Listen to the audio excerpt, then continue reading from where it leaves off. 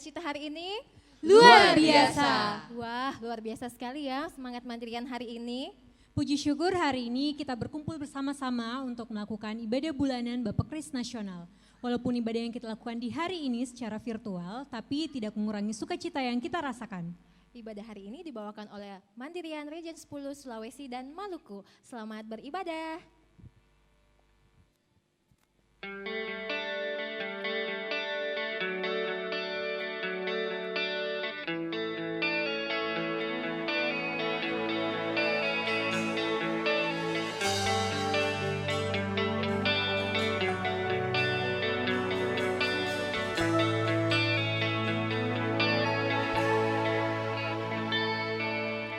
Kau hiasi kehidupan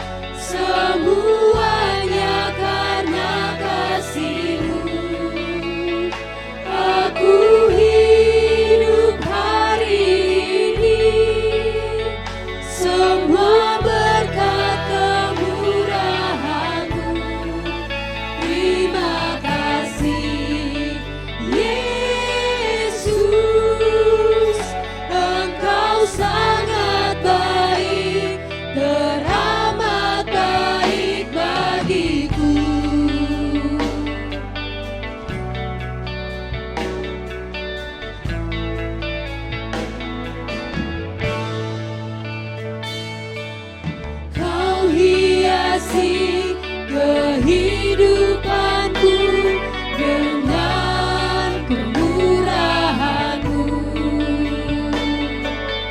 Kau rancangkan masa depanku penuh dengan harapan. Aku ada saat ini, semuanya karena kasih-Mu. Aku hidup hari ini, semua berkat kemurahan-Mu. Terima kasih Yesus, Engkau sangat baik, teramat baik. Aku ada saat ini, semuanya karena kasih-Mu. Aku hidup hari ini, semua berkat kemurahan-Mu. Terima kasih Yesus, Engkau sangat baik, teramat baik bagiku. Yesus, Engkau sangat baik, teramat baik bagiku.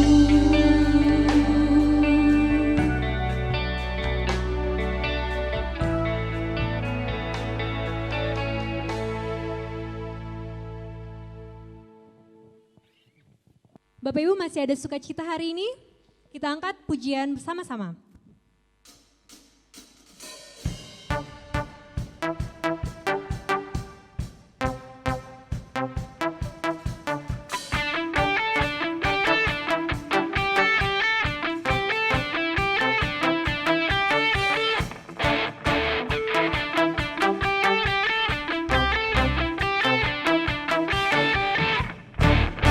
Roh-Mu bekerja, tiada yang dapat hentikan. Ada lawatan besar, membakar hati yang menyembah. Kami siap, nyatakanlah untuk dahsyat kuasa-Mu, tak pernah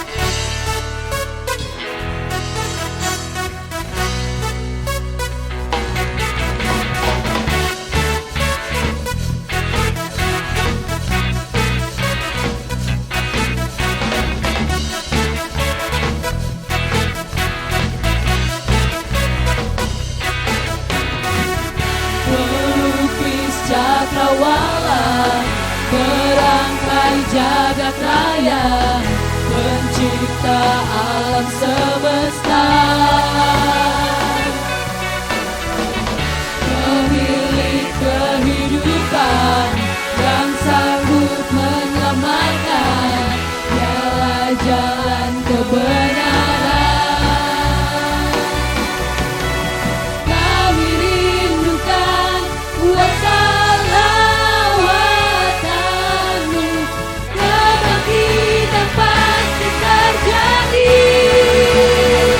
Oh, oh, oh, datanglah dan berkata, kuatan berkuasa, saat hati bersatu, menaikkan pujian, belenggu dipatahkan, mujizat dinyatakan.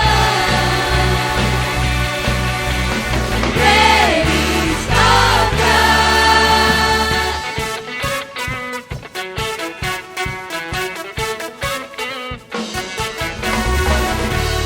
Pelukis cakrawala, merangkai jagat raya, pencipta alam semesta, pemilik kehidupan yang sanggup menyelamatkan, dialah jalan kebenaran. Kami rindukan kuasa lawatan-Mu, kebangkitan pasti terjadi. Oh, oh, oh, datanglah dan berkata, kuatan berkuasa, saat hati bersatu, menaikkan pujian, belenggu dipatahkan, mujizat dinyatakan. Praise our God. Datanglah dan berkata, kuatan berkuasa, saat hati bersatu, menaikkan pujian, belenggu dipatahkan, mujizat dinyatakan. Praise our God.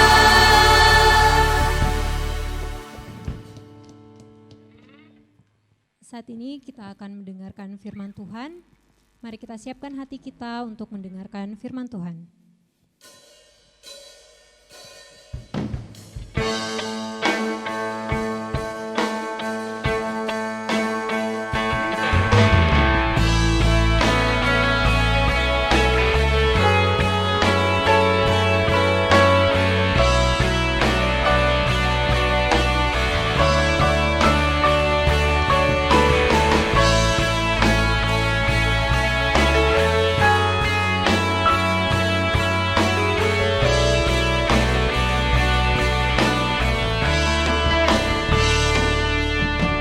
Sungguh besar setiamu, nyata di sepanjang hidupku. Darah-Mu telah layakkan kehidupanku.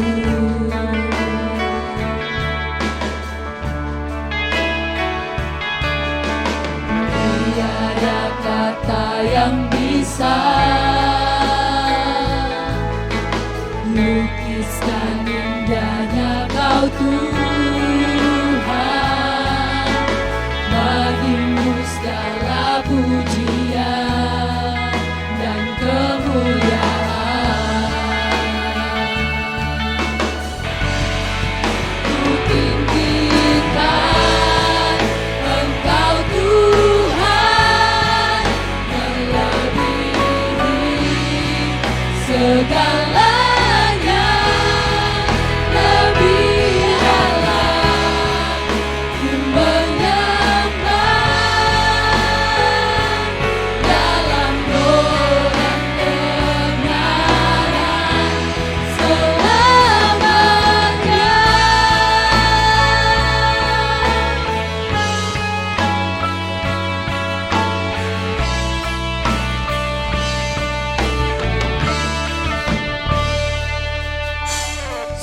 Ku besar setiamu, nyata di sepanjang hidupku. Darahmu telah layakkan kehidupanku.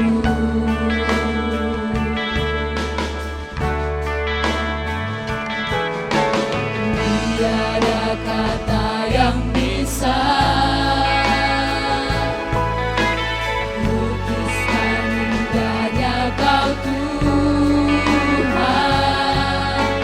bagimu segala pujian dan kemuliaan.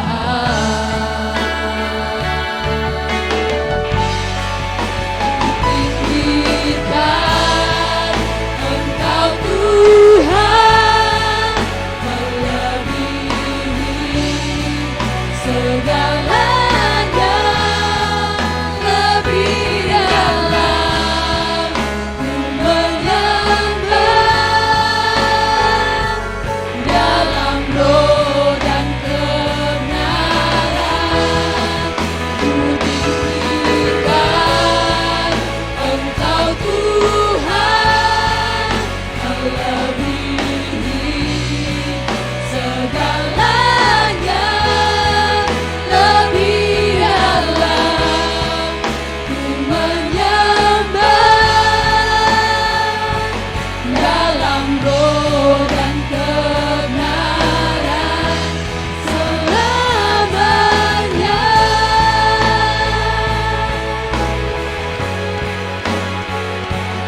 Dalam roh dan kebenaran selamanya.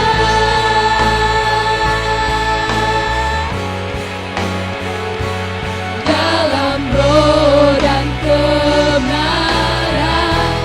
selamanya.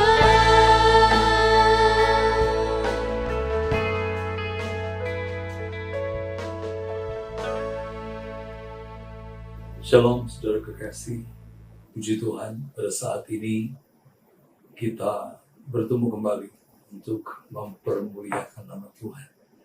Di dalam ibadah kita kali ini, nats yang disampaikan kepada saya untuk kita renungkan pada saat ini adalah Ibrani pasal yang kelima, ayatnya yang ke-7 sampai dengan ayatnya yang ke-9 di bawah tema ketaatan. Namun sebelum kita membaca firman Tuhan, mari kita satu di dalam doa. Mari kita berdoa. Terpuji nama-Mu ya Tuhan, yang telah melayakkan kami untuk dapat bersekutu pada saat ini, dan kami boleh mensiapkan hati kami untuk merenungkan firman Tuhan. Kami bersyukur kepada-Mu ya Tuhan. Firman ini adalah milik-Mu, dan Roh Kudus yang mengilhamkan kebenaran firman Tuhan ini kiranya akan menjelaskan kepada kami, memberi pengertian kepada kami, dan memperbaiki kehidupan kami. Khususnya berkaitan dengan ketaatan kami kepada Tuhan. Terima kasih ya Tuhan, waktu ini kami siapkan untuk mendengar suara Tuhan. Di dalam nama Tuhan Yesus Kristus, kami sambut firman. Haleluya. Amin. Saudara yang kekasih, kita akan membaca firman Tuhan bersama-sama dari Ibrani pasal 5 ayat 7 dan ayatnya 7 sampai dengan 9. Demikian firman Tuhan. Dalam hidupnya sebagai manusia, ia telah mempersembahkan doa dan permohonan dengan ratap tangis dan keluhan kepada Dia yang sanggup menyelamatkannya dari maut. Dan karena kesalehannya, ia telah didengarkan. Dan sekalipun ia adalah anak, ia telah belajar menjadi taat dari apa yang dideritanya. Dan sesudah ia mencapai kesempurnaannya, ia menjadi pokok keselamatan yang abadi bagi semua orang yang taat kepadanya. Bahagian ini berada di bawah konteks Kristus sebagai imam kita. Dalam surat Ibrani ini menjelaskan kepada kita tentang keagungan oknum kedua dari Allah Tritunggal yang merepresentasikan dirinya sebagai imam besar, imam agung kita. Dia menjadi syafaat kita, juru syafaat kita. Kristus juga menjadi imam yang mengajarkan kepada kita tentang ketaatan. Dan kalau kita berbicara tentang ketaatan, itu bukan hanya bangsa Israel atau orang-orang percaya seperti kita pada saat ini diminta untuk menjadi taat. Kristus telah terlebih dahulu belajar menjadi taat. Itu dikatakan oleh firman Tuhan, ia telah belajar menjadi taat. Kata belajar menjadi taat di sini adalah dia memberikan contoh tentang kehidupan, tentang ketaatan. Dan kata ketaatan ini pun berbicara tentang, dalam bahasa Inggris disebut dengan submission. Dan submission ini adalah obedience, taat. Dan submission yang dimaksud adalah ketertundukan kita. Setiap orang percaya yang taat adalah orang-orang percaya yang tunduk kepada keinginan Allah, yang tunduk kepada keinginan Bapa, yang tunduk kepada firman Tuhan. Dan Kristus telah menjadi contoh bagi kita sekalian untuk mengerti tentang ketaatan. Saudara, saya sebenarnya ingin memberikan banyak contoh mengenai ilustrasi mengenai ketaatan. Tetapi oleh karena waktu kita yang terbatas, saya ingin langsung pada poin kita. Mengapa ketaatan itu penting bagi orang-orang percaya? Mengapa ketaatan itu penting bagi orang-orang percaya? Saya ingin membukanya dengan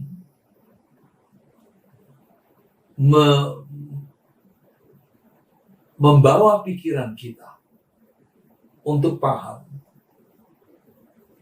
bahwa ketaatan itu adalah kunci kehidupan kita. Sebelum saya masuk pada poin yang pertama, saya ingin membawa kita untuk mengerti dulu bahwa ketaatan itu saya sering sebut dengan the obedience as the master key, kunci master key untuk semua hal di dalam kehidupan kekristenan. Kita mau berbicara tentang kasih kita kepada Tuhan, kita mau berbicara tentang berkat Tuhan, kita mau berbicara tentang penyertaan Tuhan, dan lain sebagainya. Kita mau berbicara tentang bagaimana kita menjadi kudus, bagaimana kita menjadi orang-orang yang patuh kepada Tuhan. Kita mau berbicara tentang apa yang akan kita dapatkan dan apa yang kita minta dari Tuhan. Kalau kita mau berbicara tentang pengaruh daripada firman Tuhan di dalam kehidupan kita, semua itu dimulai dari ketaatan. Jadi ketaatan kepada Tuhan, ketaatan kepada hukum-hukum Tuhan adalah kunci untuk membuka semua rahasia penting di dalam kekristenan. Itu dia yang saya maksud. Saya ulangi. Ketaatan adalah kunci untuk membuka semua rahasia penting di dalam kekristenan, di dalam iman kekristenan. Bagi saya, saudaraku, hal yang pertama, mengapa ketaatan itu penting? Ketaatan itu penting oleh karena ketaatan itu bagi saya lebih dahsyat dari mujizat apapun juga. Saya ulangi. Bagi saya, ketaatan itu adalah lebih dahsyat dari mujizat apapun juga. Kegagalan banyak orang percaya untuk mengalami mujizat Tuhan, untuk mengalami karya Tuhan yang luar biasa di dalam hidupnya atau melalui hidupnya, itu dimulai dari ketaatan. Mengapa demikian?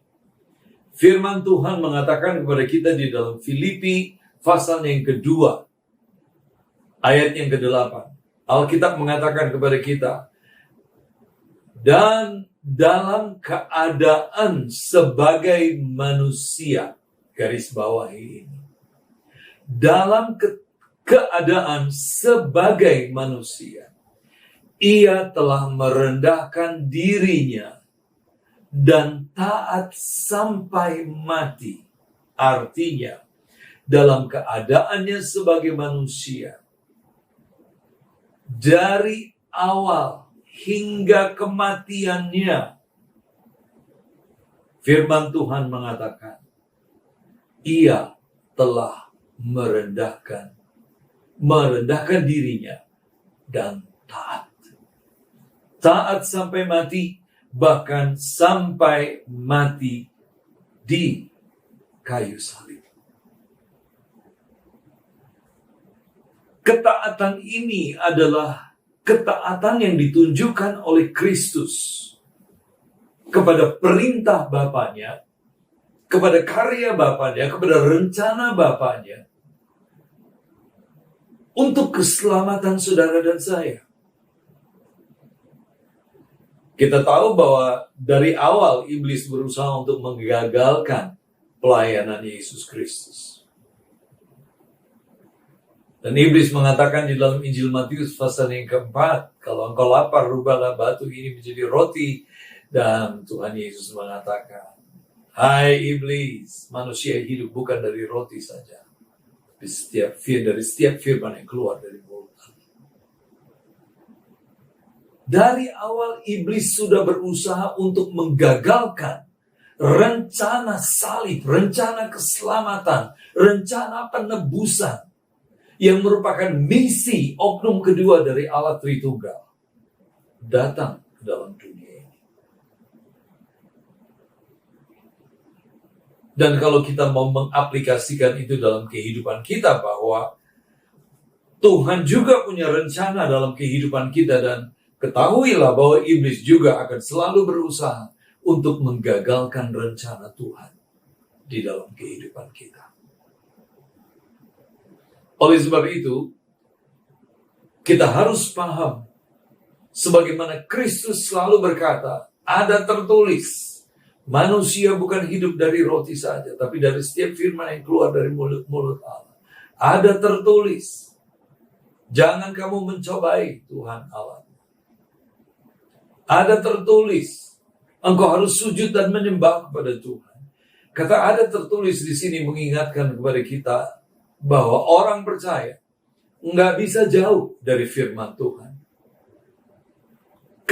Hidup yang taat dan keberadaan kita di dalam firman Tuhan adalah sebuah perpaduan sempurna untuk menghasilkan perkara-perkara yang besar di dalam hidup kita. Banyak orang menginginkan mujizat, banyak orang menginginkan berkat, banyak orang menginginkan sukacita, banyak orang menginginkan keluar dari persoalan hidup mereka. Tapi mereka tidak concern kepada ketaatan. Ketaatan kepada siapa? Ketaatan kepada firman Tuhan. Nah, itulah sebabnya kita bisa mengambil contoh bahwa ketaatan itu sendiri akan menghasilkan mujizat-mujizat yang besar. Contohnya, Ayub. Ada apa dengan Ayub, saudaraku yang kekasih? Ketaatan Ayub, perhatikan, ketaatan Ayub mengalahkan penderitaannya. Ayub gak mungkin sukses melalui persoalan yang dia hadapi. Tetapi karena dia taat kepada Tuhan, dia mengasihi Tuhan bukan oleh karena dia memiliki banyak hal, oleh karena dia kaya, bukan. Dia mengasihi Tuhan karena sebuah keputusan untuk mentaati Tuhan, apapun alasannya. Itu sebuah keputusan. Dan untuk menjadi taat, ini sebuah keputusan iman. Dan saya sering mengatakan, keputusan iman adalah sebuah keputusan rasional untuk memilih menaati Tuhan atau menaati yang lain.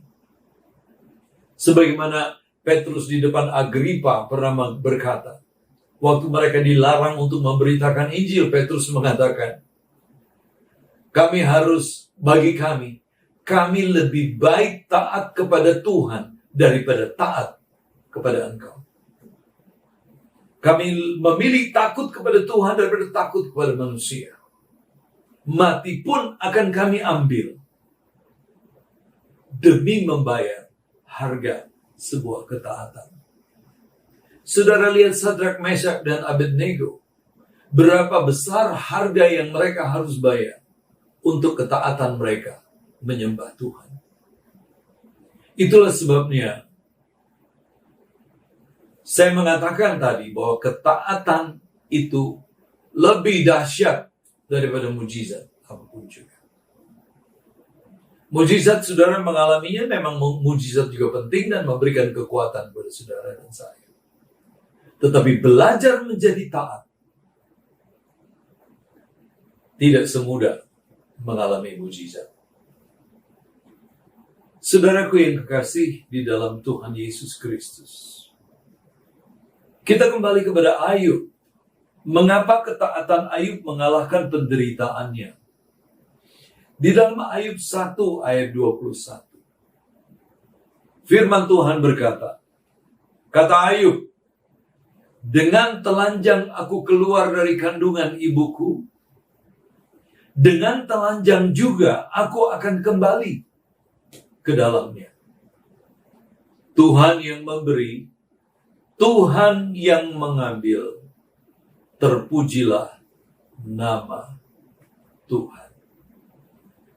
Seperti saya katakan tadi, Ayub telah memutuskan, dan itu menjadi iman bagi dia. Itu adalah keputusan iman. Keputusan iman adalah keputusan untuk percaya sekalipun buruk keadaan saya. Keputusan iman adalah sebuah keputusan rasional. Mengapa saya katakan keputusan rasional? Saudara nggak bisa mengambil keputusan tanpa berpikir dan memutuskan melalui pikiran saudara bahwa saya memilih taat kepada Tuhan daripada taat kepada yang lain. Saudaraku yang kekasih, orang berkata bahwa penyebab utama dari penyakit adalah pikiran. Itu sebabnya Alkitab berkata, berubahlah oleh pembaruan budimu. Dan Rasul Paulus dalam Roma 12 ayat 1 dan ayat yang kedua mengatakan hal ini. Mengingatkan kita bahwa Ayub telah mengalami transformasi dalam pikirannya. Mindset Ayub tidak berubah. Sekalipun kesulitan datang tiba-tiba secara tragis dan merampas semua kebanggaannya, merampas semua orang-orang yang dicintainya, dan seterusnya. Dan Ayub tetap taat. Ketaatan Ayub inilah yang menentukan sikapnya terhadap masalah yang dia hadapi. Ayub 1 ayat 8, lalu bertanyalah Tuhan kepada iblis, apakah engkau memperhatikan hambaku Ayub? Sebab tiada seorang pun di bumi seperti dia, yang demikian saleh, jujur, dan takut akan Allah, dan menjauhi kejahatan. Saya yakin bahwa ini adalah alasan mengapa Tuhan mengizinkan masalah terjadi di dalam kehidupan Ayub. Kita juga mungkin banyak akan mengatakan bahwa Tuhan angkat semua masalah. Saya mau hidup sebagai orang percaya kekristenan tanpa masalah. Tetapi saudaraku yang kekasih, segala sesuatu diizinkan Allah untuk mendatangkan kebaikan bagi orang-orang yang percaya kepadanya. Kita nggak bisa blame Tuhan oleh karena kita mengalami hal yang kita anggap ini sebagai satu hal yang merugikan kita mungkin.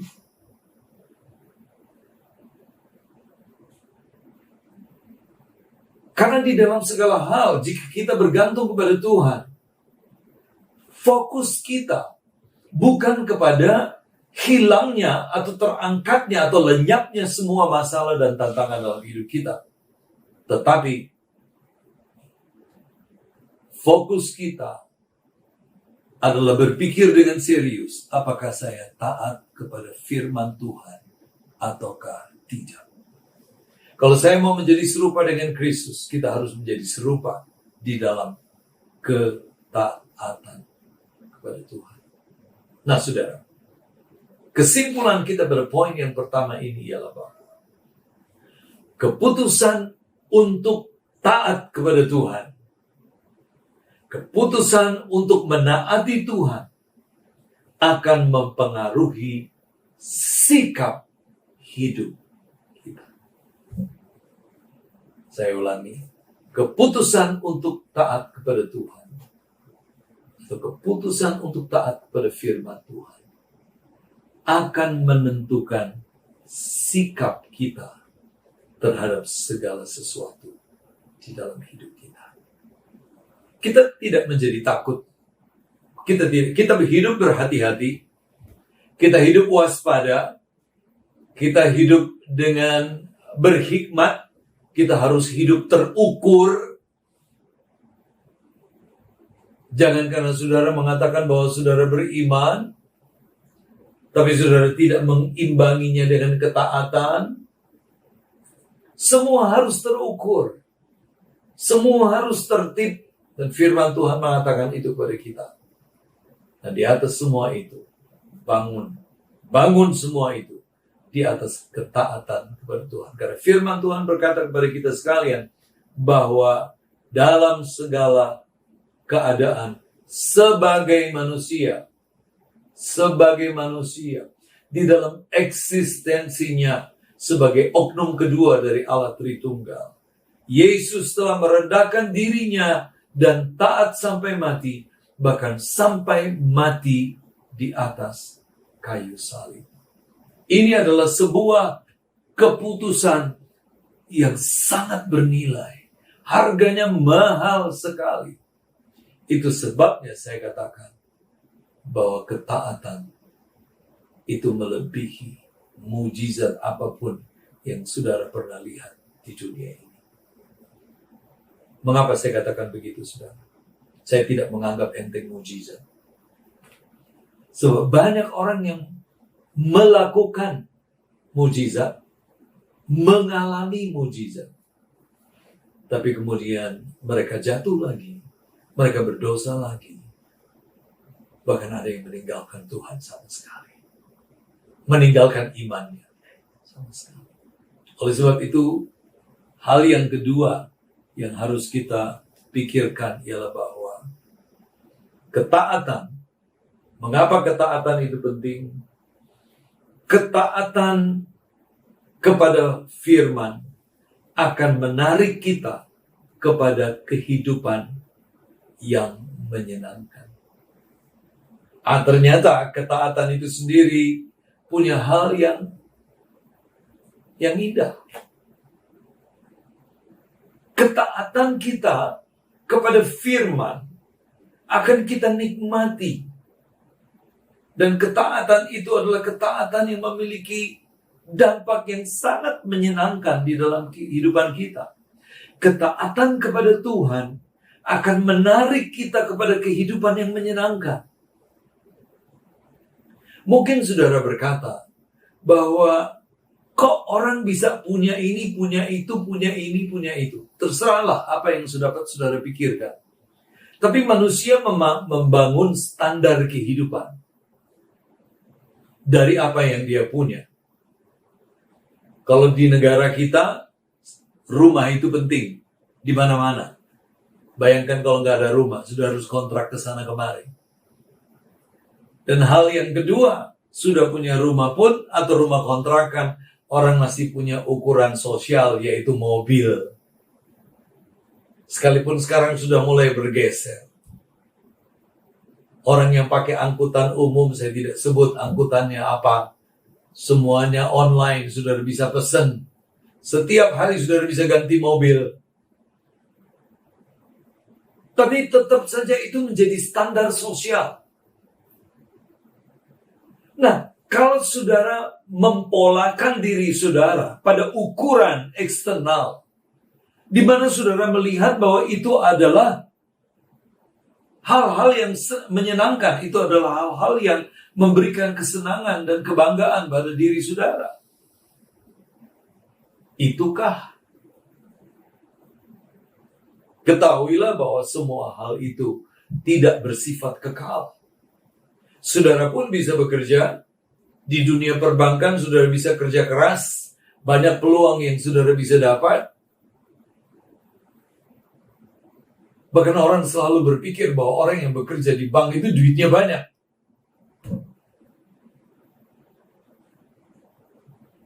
Memang duit di bank banyak, tapi bukan kita punya, kan? Bagaimanapun hal yang bisa kita capai pada hari ini, kita tidak bisa bergantung kepadanya. Karena semua materi itu akan mengecewakan kita. Dan ketahuilah bahwa firman Tuhan menginginkan agar supaya kita taat kepada firman Tuhan. Karena ketaatan kepada firman Tuhan itu akan menarik kita. Akan menarik pikiran kita. Akan menarik hati kita. Akan menarik seluruh keinginan kita. Seperti apa yang Tuhan inginkan. Dan semua itu menyenangkan. Ketahuilah bahwa firman Tuhan berkata di dalam Mazmur nomor 1. Mazmur 1 mengatakan, berbahagialah orang yang tidak tidak jalan di jalan orang berdosa. Berbahagialah orang yang tidak duduk dalam kumpulan pencemooh. Tetapi yang kesukaannya ialah Taurat Tuhan. Dan yang merenungkan Taurat itu siang dan malam. Ia sama seperti pohon yang ditanam di tepi aliran air, yang menghasilkan buahnya pada waktunya dan yang tidak layu daunnya. Dan apa saja yang diperbuatnya berhasil. Saudara, dua hal. Kepada orang-orang yang taat kepada firman Tuhan, Tuhan akan membuat kehidupannya berhasil. Berbahagia. Itu yang pertama. Tuhan akan membuat suasana hatinya berbahagia. Berbahagia kenapa? Karena firman yang menguasai kehidupan kita akan menarik kita keluar dari kecemburuan, keluar dari ambisi-ambisi yang sementara. Sementara itu firman Tuhan akan menumbuhkan hal-hal yang bersifat kekal. Hal-hal rohani yang bersifat kekal di dalam hati kita, sehingga kita berbahagia. Salah satu contoh yang sederhana ialah bahwa kalau saudara sedang duduk dan saudara menikmati secangkir kopi dan pisang goreng, for example, Dan sementara saudara menikmati suasana itu, hatimu berseru kepada Tuhan, Tuhan terima kasih. Makasih Tuhan. Hidupku memang sederhana, tetapi Tuhan, saya bukan seperti orang yang dikejar-kejar hutang. Tuhan terima kasih, sebab kesederhanaan ini membahagiakan aku. Itulah dia, saudara. Bahagia bukan karena saudara punya rumah baru seharga MM-an, saudara punya mobil seharga MM-an, saudara punya harta kekayaan, tabungan, deposito, emas, dan lain sebagainya. Itu tidak membawa hatimu bersyukur dan berbahagia. Justru menambah kegelisahan di dalam dirimu. Karena Alkitab berkata, karena di mana hartamu berada, di situ hatimu berada. So, firman Tuhan yang memberikan kita kebahagiaan. Kebahagiaan dalam konteks apa? Kita rasa puas dengan hidup kita. Ya Tuhan, terima kasih. Kita puas dengan seluruh keberadaan kita. Puas dengan keluarga kita, puas dengan anak-anak kita. Ajarkan kepada mereka, sekalipun kita hidup sederhana, tetapi kita puas karena firman Tuhan, kita puas karena Tuhan mengasihi kita. Itu dia, saudara. Yang kedua ialah bahwa ketaatan akan menarik hati kita kepada Tuhan.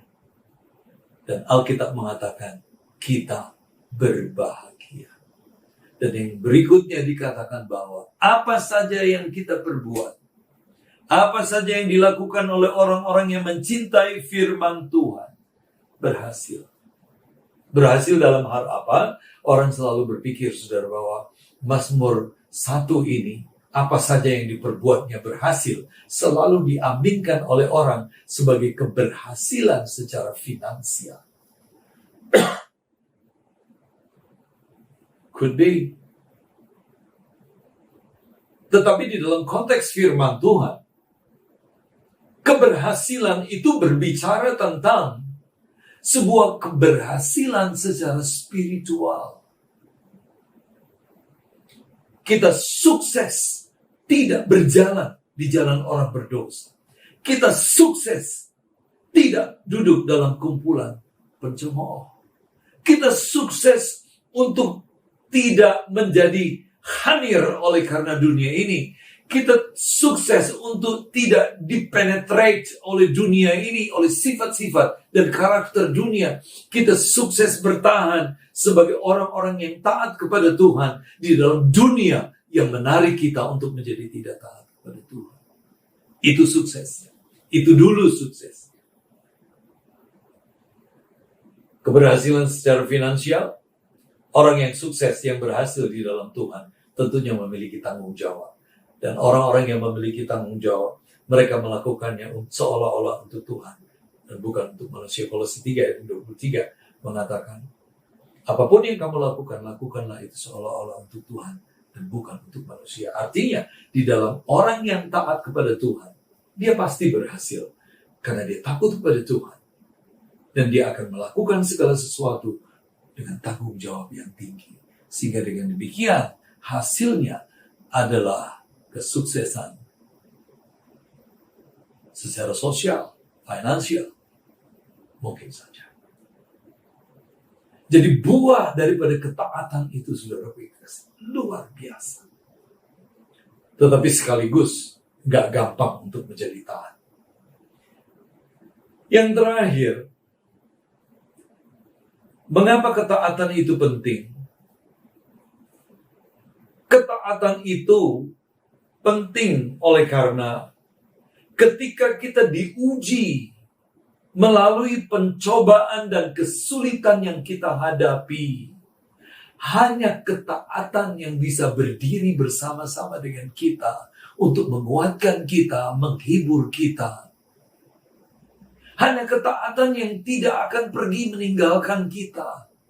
Ketika kita punya masalah, ketika mengalami bankruptcy, Ketika kita mengalami sakit seperti Ayub, dia ditinggal. Tinggal istrinya, ditinggal teman-temannya, dan ditinggal banyak orang. Kecenderungan daripada begitu banyak kondisi yang sulit di dalam hidup manusia, hidup kita adalah ketika kita tidak punya apa-apa. Juga sekaligus tidak ada orang yang tergerak untuk membantu kita. Kita akan merasa sendiri. Kita akan benci kepada orang-orang yang pernah turut menikmati kesenangan bersama dengan kita. Kita benci dengan orang-orang yang dulu baik kepada kita. Dan kita baik kepada mereka. Bahkan kita mungkin berkorban bagi mereka. Tapi ketika kita mengalami kesulitan, tidak ada seorang pun bahkan yang mau meminjamkan sesuatu kepada kita. Saudara tentu pernah punya perasaan keki, perasaan malu. Ketika saudara sudah berjuang untuk merancangkan sebuah kalimat untuk bertemu dengan seseorang dan meminjam uang kepadanya. Dan saudara memaksakan diri saudara menghilangkan perasaan gengsi dan malu saudara. Dan saudara beranikan diri untuk berbicara kepada orang itu. Alhasil, dia juga tidak bisa meminjamkan apa-apa kepada saudara. Udah buang malu ditambah malu karena apa? Karena orang itu tidak bisa menolong kita. Pada saat semuanya kacau, pada saat semuanya berantakan, pada saat semuanya mess up, pada saat semuanya hancur, ruin, pada saat semuanya meninggalkan kita, hanya ketaatan yang tetap berdiri tegak bersama-sama dengan kita. Konkretnya apa, saudara? Ketaatan membuat kita orang-orang yang paham firman Tuhan, dan kita akan segera mengambil keputusan. Aku akan tetap percaya kepada Tuhan, dan aku akan tetap menerima pertolongan daripada Tuhan. Aku percaya bahwa Tuhan selalu akan menolong saya, memberikan jalan keluar dan cara Tuhan yang terbaik untuk menolong saya. Saya hanya mau taat kepada firman Tuhan untuk mengambil keputusan. Ingat, tadi kita sudah bahas, ketaatan mempengaruhi keputusan kita. Dan ketaatan kepada kita, kepada Tuhan dalam keadaan yang sulit membuat kita mengambil keputusan. Seperti Josafat mengambil keputusan. Aku diserang oleh musuh, dan musuh siap untuk menghancurkan aku. Aku masuk ke dalam bait Tuhan dan berseru, Tuhan, aku akan tetap berseru kepada Tuhan sampai Tuhan menolong saya. Itu ketaatan, saudara. Dalam keadaan sulit, saudara masih bisa berkata, Tuhan, sekalipun keadaanku sulit, Tuhan pasti tidak akan mengizinkan kehancuranku. Karena firman-Mu berkata, tidak akan selama-lamanya Tuhan membiarkan orang benar itu mengalami kesulitan. Bahkan kalaupun dia jatuh, dia tidak akan tergeletak. Karena tangan Tuhan menopangnya. Itu kelebihan orang-orang yang taat. Engkau ditopang oleh tangan Tuhan. Engkau dilindungi oleh Tuhan. Saudaraku yang kekasih, kalau kita berbicara tentang persoalan, tentang ujian yang datang terhadap ketaatan kita. Firman Tuhan dalam Ibrani 5 ayat yang ke-8 berkata, dan sekalipun ia anak, ia telah belajar menjadi taat dari apa yang telah dideritanya. So, belajar menjadi taat, mengajarkan dan mengingatkan kita sekalian tentang bagaimana menjadi taat sekalipun penderitaan itu ada. Saudara, Rasul Paulus kurang sulit apa dalam hidupnya? Rasul Paulus mengalami banyak sekali kesulitan. Dia ditolak oleh bangsanya sendiri. Dipenjarakan, dilempar dengan batu, dirajam. dikejar-kejar untuk dibunuh, ditinggalkan oleh teman-temannya, ditinggalkan oleh orang-orang yang tadinya dilayani. Dan sampai pada akhir hidupnya, dia dipenjarakan dan pada akhirnya dia dipasung dan kemudian dia dipancung, dihukum mati, dieksekusi. Kurang sulit apa hidup Rasul Paulus? Tetapi saudaraku yang kekasih, Paulus mengatakan, aku telah mengakhiri pertandingan, sebuah perlombaan ini dengan sukses. Kita tahu sekarang, saudara, bahwa yang paling penting, yang paling istimewa, bukan apa yang kita miliki dari awal dan pertengahan ini. Yang paling penting adalah bagaimana kita mengakhirinya dalam kemuliaan. Hanya ketaatan, saya ulangi, hanya ketaatan yang bisa menyertai kita untuk finishing well. Banyak orang berhasil dalam hidupnya tetapi tidak finishing well. Dan hanya orang yang taat kepada Tuhan, hanya ketaatan yang bisa menemani saudara sampai pada akhirnya ketika saudara mengakhiri semuanya. Dan engkau pun akan berkata seperti Paulus berkata, aku sudah akan menerima mahkota kemuliaan itu. Nah, saudara yang kekasih, hal yang terakhir, ketaatan akan membuat kita mengenal Kristus completely. Ketaatan akan membuat kita mengenal Kristus dengan sempurna. Sehingga kita menjadi serupa dengan Dia.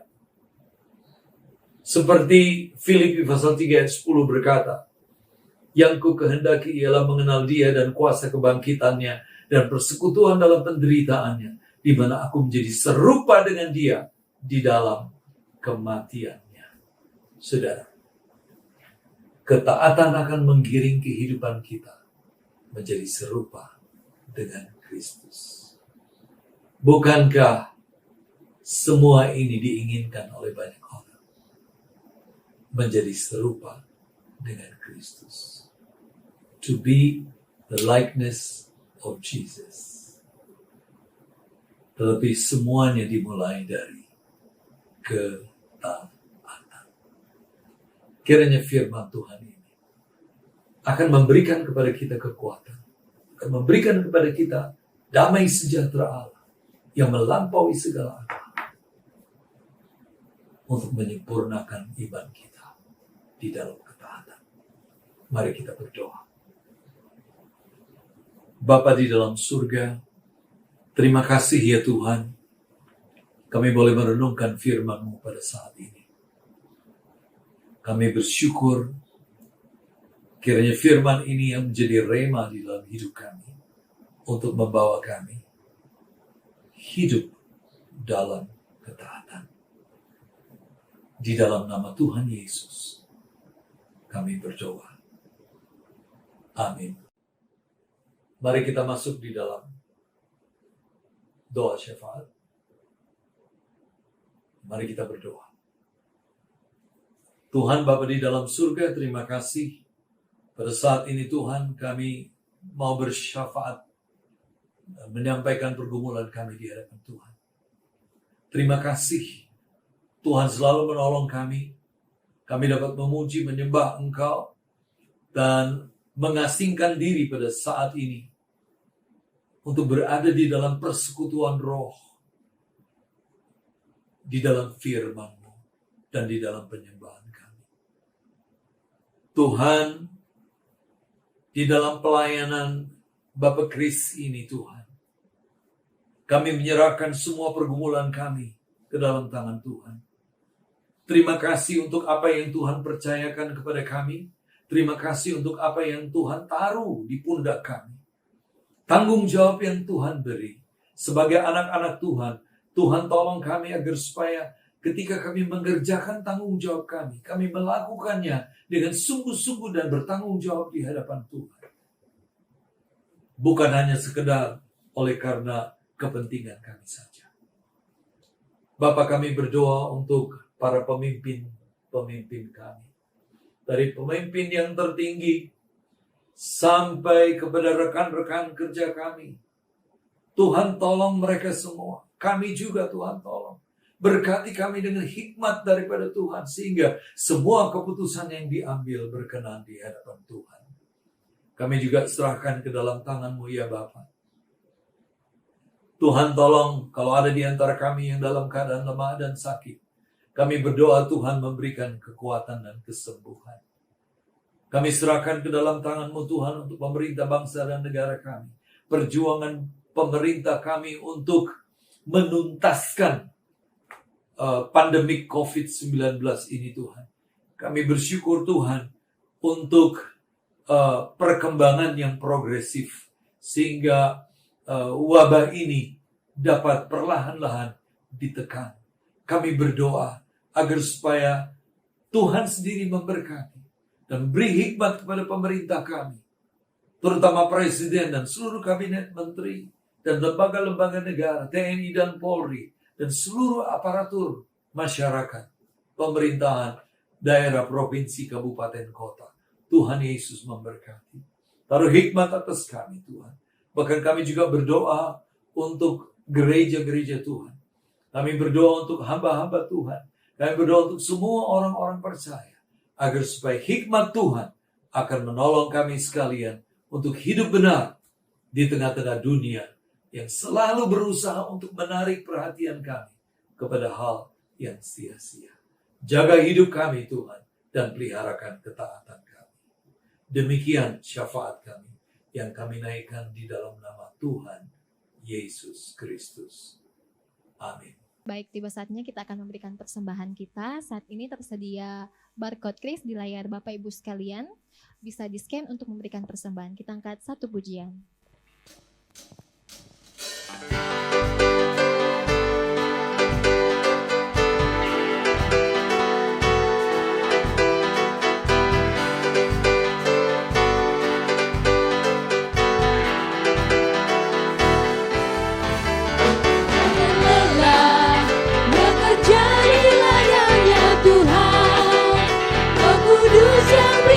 Kekuatan yang mengajar dan menopang.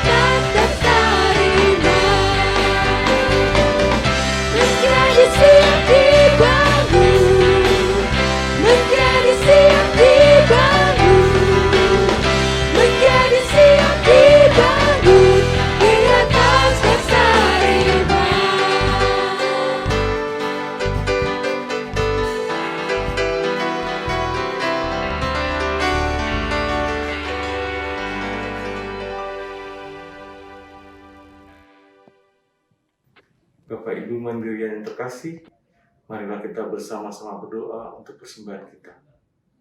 Tuhan Yesus, terima kasih untuk berkat yang telah Engkau berikan bagi kami, khususnya para Mandirian. Saat ini Tuhan, kami memberikan sebagian berkat kami. Kiranya apa yang kami berikan dapat menjadi alat untuk memuliakan Engkau melalui pelayanan-pelayanan di Bapak Kris Mandiri. Doa ini kami sampaikan dengan perantaraan putra-Mu terkasih, Tuhan kami Yesus Kristus. Amin.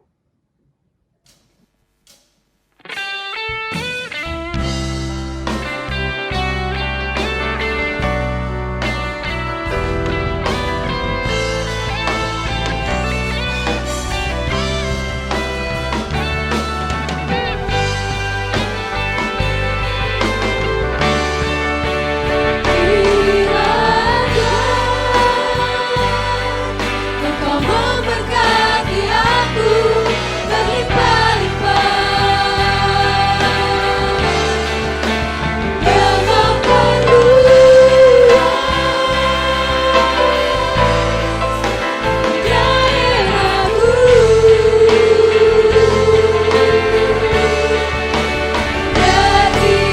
dan kiranya tangan-Mu menyertai aku dan melindungi aku daripada malapetaka, sehingga kesakitan tidak menimpa aku. Kiranya Engkau memberkati aku berlimpah-limpah. Dalam peluang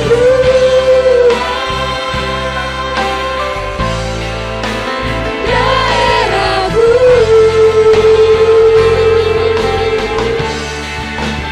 dan kiranya tangan-Mu menyertai aku dan melindungi aku daripada malapetaka, sehingga kesakitan tidak menimpa aku.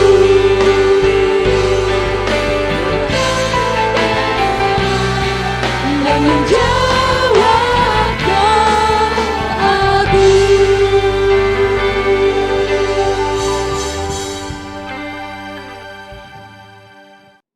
Mari kita satu di dalam doa untuk menerima berkat Tuhan.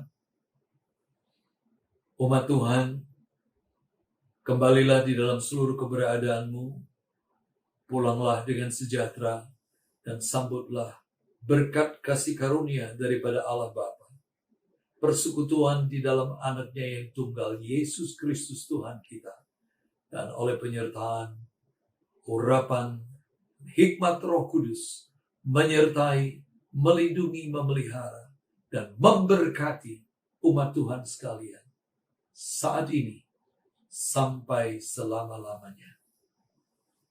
Amin. Demikian ibadah kita di hari ini. Terima kasih atas kesediaan Bapak Ibu yang sudah meluangkan waktunya untuk mengikuti ibadah dari awal sampai akhirnya. Sampai ketemu di ibadah selanjutnya. Tuhan Yesus memberkati.